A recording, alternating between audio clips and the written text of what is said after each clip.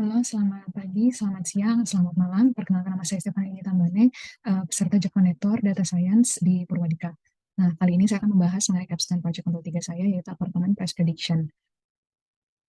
Di mana konteks dari pembahasan kita kali ini diawali dengan business problem understanding, lalu data understanding, data pre-processing, modeling, conclusion, dan recommendation. Di mana business problem understanding-nya adalah pertama, Daegu merupakan kota terbesar ketiga di Korea Selatan setelah Seoul dan Busan, memiliki penduduk sekitar 2,5 juta jiwa, di mana Daegu sendiri dikelilingi oleh pegunungan Gongsan di utara, Biselsan di selatan, kaki Bukit Gayasan di barat, dan satu deretan bukit di kota timur. Namun dengan keindahan tersebut, kota Daegu sendiri ini uh, masih seperti kota metropolitan lainnya di Korea Selatan, yang mana masyarakatnya cenderung menggunakan apartemen sebagai tempat tinggal mereka. Karena perkembangan yang cukup pesat, maka permintaan akan perumahan apartemen pun meningkat. Hingga pada tahun 2021, jumlah total gedung apartemen di Daegu sudah berdiri kurang lebih 240.000. Nah, di Korea Selatan, terutama di kota-kota besar, kebanyakan masyarakatnya lebih memilih untuk menjual atau membeli apartemen menggunakan jasa agen properti. Sehingga banyak agen properti yang menjajakan jasanya kepada masyarakat. Karena jika menggunakan jasa agen properti akan memudahkan masyarakat untuk menyelesaikan transaksi dan pengurusan surat-surat. Untuk problem statement-nya, masalah pada bisnis ini yaitu sulitnya menentukan harga jual yang cocok untuk suatu apartemen di daerah Depok, Kota Daegu, dengan fasilitas dan fitur-fitur yang tersedia. Oleh karena itu dibutuhkan model yang tepat untuk menyelesaikan masalah penentuan harga jual apartemen dengan harapan dapat menghasilkan keuntungan kepada pemilik apartemen maupun agen properti yang membantu uh, bisa menentukan harga apartemen yang lebih kompetitif. Lalu goals dari masalah kita kali ini yaitu agar perlu memiliki tools yang dapat memprediksi harga sehingga bisa membantu klien dalam memprediksi atau menentukan harga jual properti yang tepat. Nah, adanya perbedaan harga pada fitur yang terdapat pada suatu properti, seperti adanya perbedaan seperti tahun dibangunnya, jarak fasilitas ke publik terdekat, lokasi, dan tipe apartemen akan meningkatkan keakuratan prediksi harga jual yang dimana diharapkan dapat menghasilkan profit bagi pemilik apartemen maupun agen. Approach-nya di sini uh, kita akan menganalisis data untuk menemukan pola fitur yang ada dan membedakan suatu apartemen dengan yang lainnya. Kita akan membangun suatu model regresi yang akan membantu pemilik untuk dapat menyediakan tool untuk memprediksi harga unit. Calculation yang saya pilih adalah menggunakan root mean square error, kemudian mean absolute error, kemudian mean absolute percentage error, yang mana RMSE adalah memberikan gambaran tentang sejauh mana rata-rata kesalahan prediksi dari model terhadap nilai yang sebenarnya. Semakin rendah nilai RMSE, maka semakin kecil kesalahan prediksi dan semakin baik kinerja model. Untuk MAE-nya adalah metrik evaluasi yang digunakan dalam prediksi regresi untuk mengukur sejauh mana prediksi berbeda dari nilai aktual. Semakin rendah nilai MAE-nya, maka semakin baik prediksi model karena kesalahan yang dihasilkan semakin kecil. Untuk MAPE, metrik evaluasi yang digunakan dalam regresi untuk mengukur sejauh mana prediksi berbeda dari nilai aktual dalam bentuk persentase. Semakin rendah nilai MAPE, maka semakin baik prediksi model karena kesalahan persentase yang lebih kecil. Nah, kita masuk ke data understanding.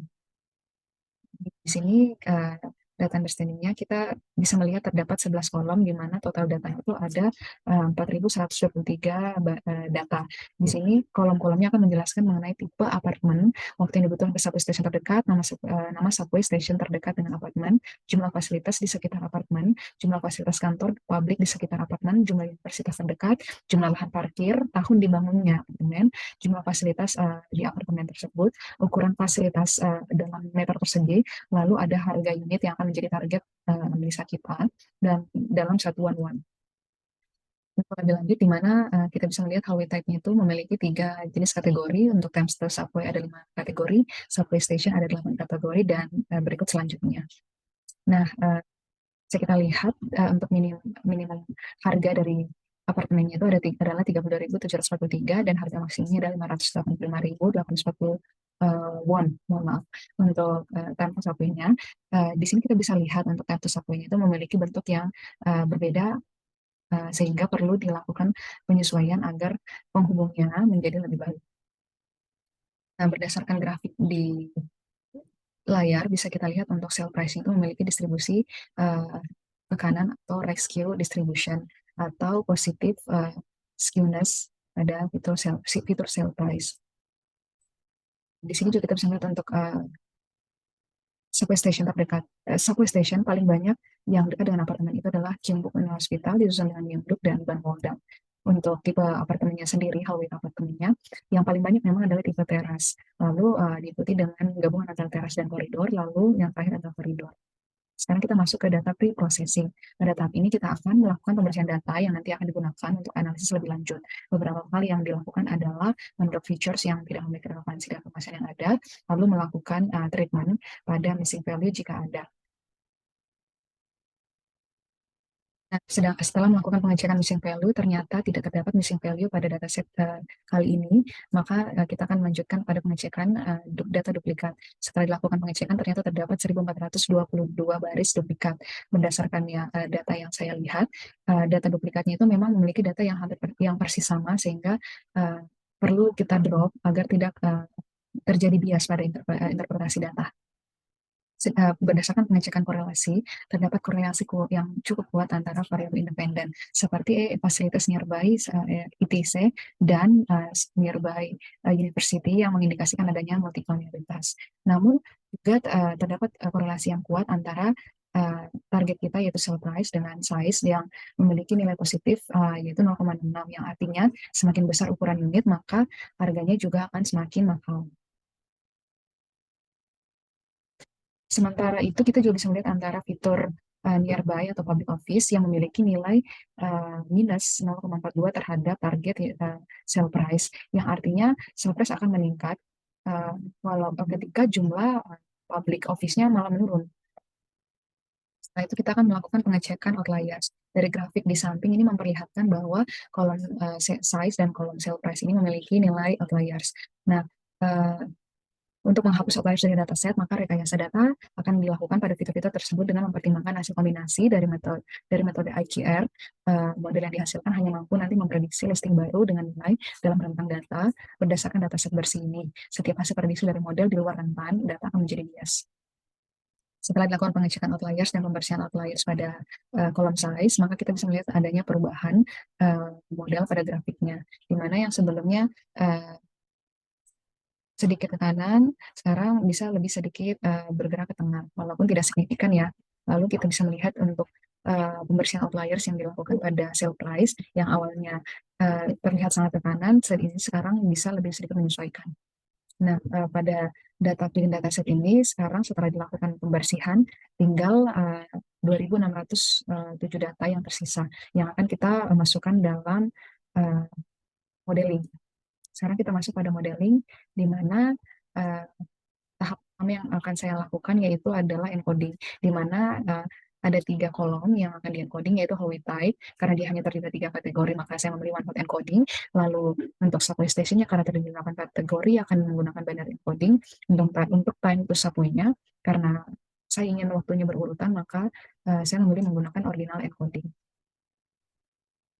Untuk data splittingnya, kita membagi datanya menjadi data training dan data testing, di mana proporsi pembagiannya itu ada 80 berbanding 20, 80% data training dan 20% data testing.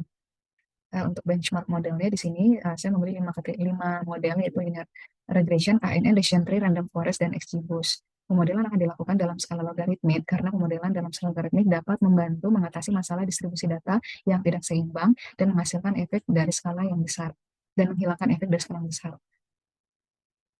Scaling yang digunakan untuk pemodelan adalah standard scaling untuk pencekalan fitur.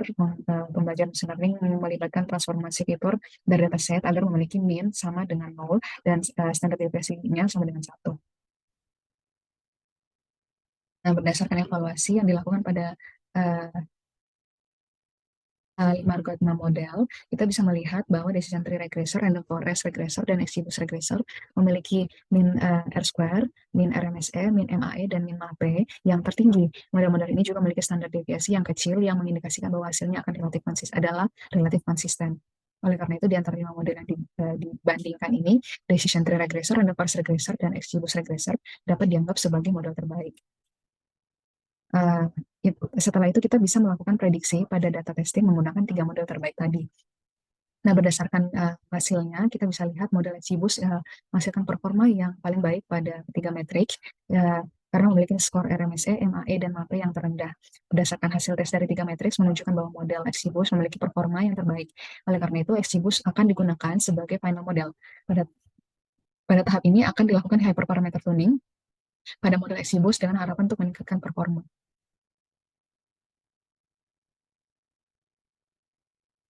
Berdasarkan hyperparameter tuning yang dilakukan, kita bisa melihat XGBoost-nya untuk base score-nya itu adalah minus 45,475 45,475, dan base parameternya itu 0,9 untuk subsampelnya, rate alpha-nya 3,59, model N estimatornya 153, max depth-nya adalah 4, learning rate-nya 0,33, gamma-nya 9, dan call sample by tree-nya 0,3. Nah, bisa kita lihat perbedaan skor-nya sebelum dan setelah di tuning, di mana di sini untuk um, skor XGB meningkat sebelum dituning itu skornya 0,795642, dan setelah dituning menjadi 0,799294, yang mengindikasikan peningkatan kemampuan model untuk menjelaskan variabilitas dari variabel target.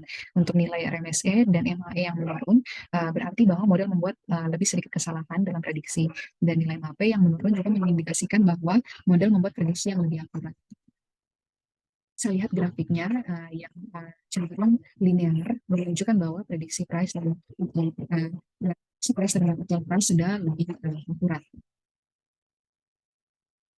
Feature importance-nya bisa kita lihat di sini. Feature importance itu adalah melihat kolom-kolom atau fitur-fitur mana saja yang memang memiliki pengaruh yang lebih kuat terhadap target kita, yaitu sell price. Nah, bisa kita lihat di sini hot one, hot encoder, hallway type trace itu ada pada peringkat pertama, lalu end parking lot basement pada urutan kedua, dan reminder yearable pada urutan ketiga. Ini adalah plot feature importance-nya. Bisa kita lihat memang hallway type itu memang sangat sangat sangat besar pengaruhnya, itu 0,7. Nah, berdasarkan uh, hasil analisa bisa kita buat kesimpulan bahwa berdasarkan pemodelian yang dilakukan, feature hallway type merupakan fitur yang paling berpengaruh terhadap sell price. Fitur lain yang berpengaruh terhadap sell price adalah end parking load dan year build. Metrik evaluasi yang digunakan pada model adalah R square, RMSE, MAE, dan MAPE. Jika melihat nilai MAPE yang dihasilkan oleh model setelah dilakukan tuning hyperparameter yaitu sebesar 18%, maka dapat disimpulkan bahwa jika model ini digunakan untuk mengestimasi harga apartemen di Daegu pada rentan nilai yang telah dilatihkan pada model, uh, dengan nilai maksimumnya 5.111, mohon maaf, 511.062 won, maka estimasi rata-rata akan menyimpang kurang lebih sebesar 18% dari harga sebenarnya. Terdapat kemungkinan bahwa prediksi model dapat menyimpang lebih jauh dari harga aktual karena tingginya bias yang terlihat dari perbandingan antara harga prediksi dan harga aktual. Bias ini disebabkan oleh terbatasnya fitur dalam dataset data yang tidak cukup mewakili properti atau apartemen di Daegu, seperti tingkat lantai apartemen dan jenis pemanas mungkin. Nah, untuk rekomendasi yang bisa saya berikan, yang pertama mempertimbangkan untuk menambahkan fitur yang memiliki hubungan yang lebih akurat atau lebih kuat terhadap harga apartemen di Daegu, Korea Selatan. Langsung seperti pada lantai berapa apartemen tersebut berada, kemudian tahun penjualan apartemen, kemudian jumlah ruangan di dalam apartemen tersebut, seperti misalnya kamar tidur, kamar mandi, dapur, jumlah personal keamanan yang ditempatkan di apartemen, dan informasi inklusivitas furniture di dalam apartemen, dan lain sebagainya. Untuk yang kedua, mempertimbangkan faktor eksternal secara keseluruhan dapat berdampak pada harga jual apartemen di Daegu, Korea Selatan, seperti tingkat suku bunga, indeks harga konsumen atau IHK, kinerja produk domestik bruto atau PDB tiap tahun, dan lain sebagainya. Karena faktor eksternal tersebut ini akan mempengaruhi daya beli dari masyarakat di Korea Selatan. Untuk yang ketiga, untuk meningkatkan jumlah dan kualitas dataset, untuk meningkatkan relevansi pada saat membangun model prediksi sehingga dapat menghasilkan model prediksi dengan akurasi yang lebih baik dan membantu meningkatkan model regresi untuk mempelajari pola-pola dalam data. Yang keempat, mempertimbangkan untuk menggunakan model machine learning lain yang lebih kompleks untuk membangun model prediksi harga apartemen seperti recurrent neural network. Namun perlu kita ketahui model yang lebih kompleks juga akan membuat model yang lebih sulit untuk dimengerti. Mungkin sekian hasil presentasi saya untuk Capstone Project Modul 3. Kurang lebihnya mohon dimaafkan. Sekian dan terima kasih.